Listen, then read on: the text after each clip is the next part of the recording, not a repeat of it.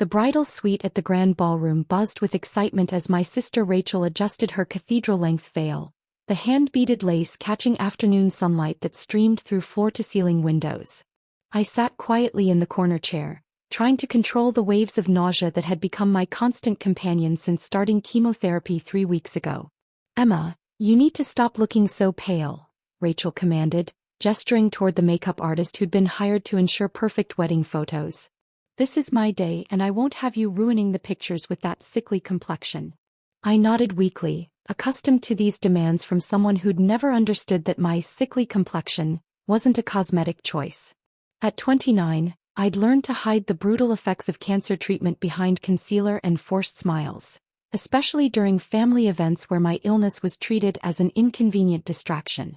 Mom emerged from the adjoining room, resplendent in her Mother of the Bride ensemble, her medical degree lending authority to every pronouncement about my condition. "Emma, dear, surely you can manage a few hours of celebration.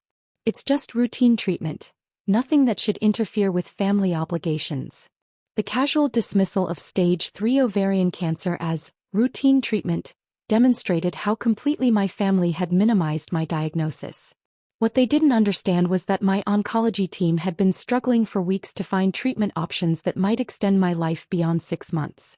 "She's being overly dramatic about a simple procedure," Rachel explained to her bridesmaids, who glanced at me with the mixture of pity and annoyance reserved for people who brought medical inconveniences to social celebrations. "Some minor woman's surgery that she's blown completely out of proportion."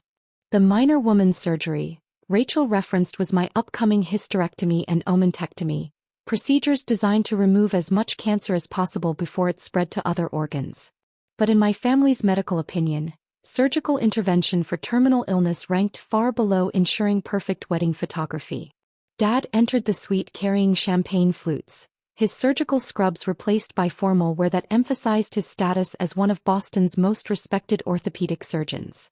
"Ladies, the photographer is ready for family portraits.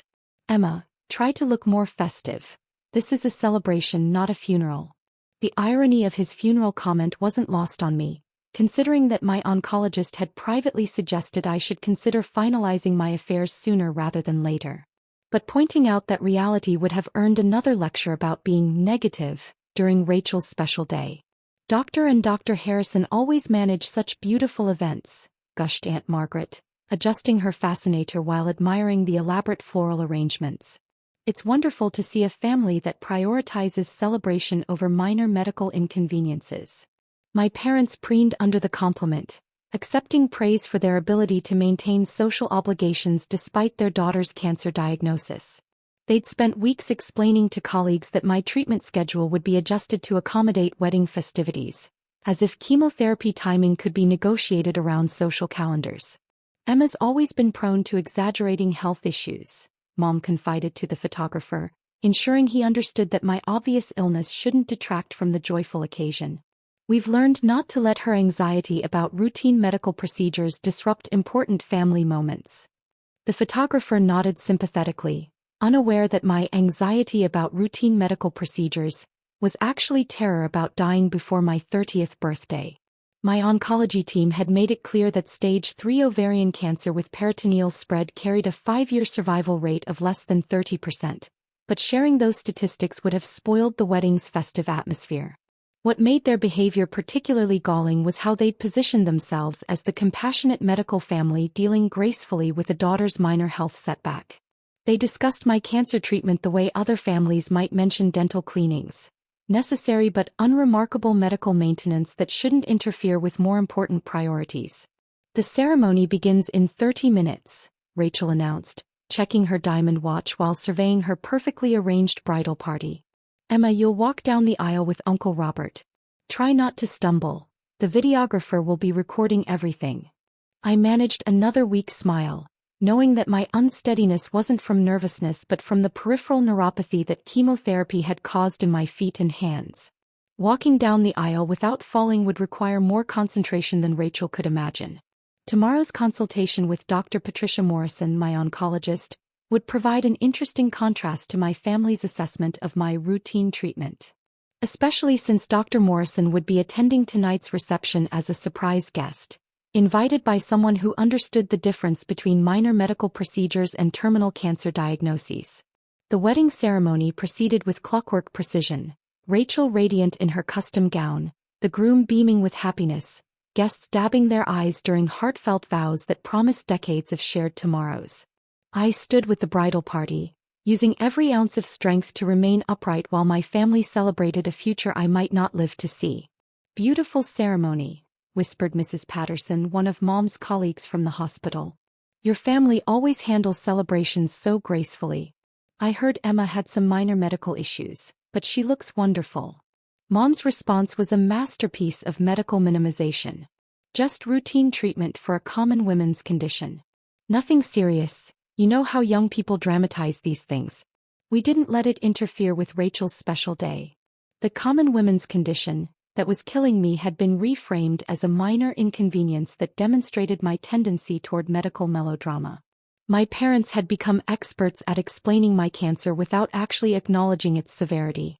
During the cocktail hour, as guests mingled over champagne and hors d'oeuvres, their conversations repeatedly returned to my family's admirable handling of my health situation. They'd crafted a narrative where Rachel's wedding proceeded beautifully despite their other daughter's tendency to exaggerate minor medical procedures. "The Harrison family demonstrates real perspective," observed Dr. Williams from Dad's surgical practice. "Too many families let routine medical procedures disrupt important celebrations. It's refreshing to see physicians who maintain proper priorities." Dad nodded sagely, accepting congratulations for his mature approach to family medical management. "We've always taught our daughters that life must continue despite minor setbacks. Emma's learning that some things are more important than temporary discomfort." My temporary discomfort was actually stage 3 cancer that had metastasized throughout my abdomen, but correcting their medical assessment would have undermined the evening's celebratory atmosphere. The reception dinner featured multiple courses of gourmet cuisine that my chemotherapy-ravaged digestive system couldn't tolerate. I pushed food around my plate while family members discussed my treatment schedule as if it were an elective procedure I could postpone for social convenience. "Emma's surgery is next week," Rachel announced to the head table. "Perfect timing, right after the honeymoon, so I won't miss anything important. Just a routine procedure that she's been anxious about for months." The routine procedure was cytoreductive surgery designed to remove as much cancer as possible before it killed me, but Rachel's medical expertise apparently classified major abdominal surgery as insignificant compared to her honeymoon plans. "When will her treatment be finished?" asked Charles, Rachel's new husband, with the polite concern of someone asking about a broken bone's healing timeline. "Oh, probably another month or 2, Mom replied airily. "These routine treatments don't take very long. She'll be back to normal by summer." My oncologist had explained that normal might not be an option if the surgery didn't remove enough cancer, but sharing that prognosis would have dampened the festive mood. The cognitive dissonance was remarkable. They'd convinced themselves that my terminal cancer diagnosis was a minor medical inconvenience that required minimal family attention, while simultaneously using their medical credentials to reassure guests about their expert handling of my routine treatment. What made their behavior particularly dangerous was how they'd begun advising me to skip chemotherapy sessions that conflicted with family events, as if cancer treatment scheduling was negotiable based on social obligations. "You can always reschedule Tuesday's appointment," Dad had suggested when it conflicted with Rachel's bridal shower. "One session won't make any difference for something so routine."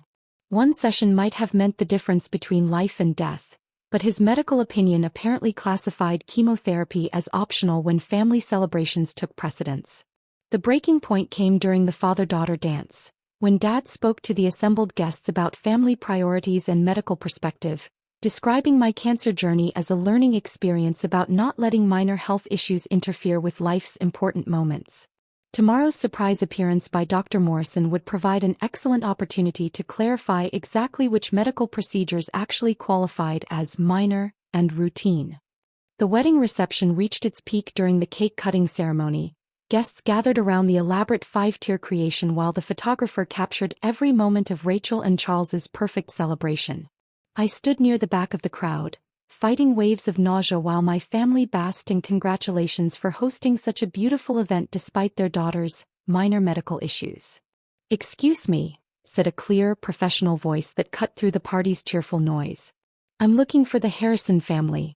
I'm Dr. Patricia Morrison from Massachusetts General's Oncology Department."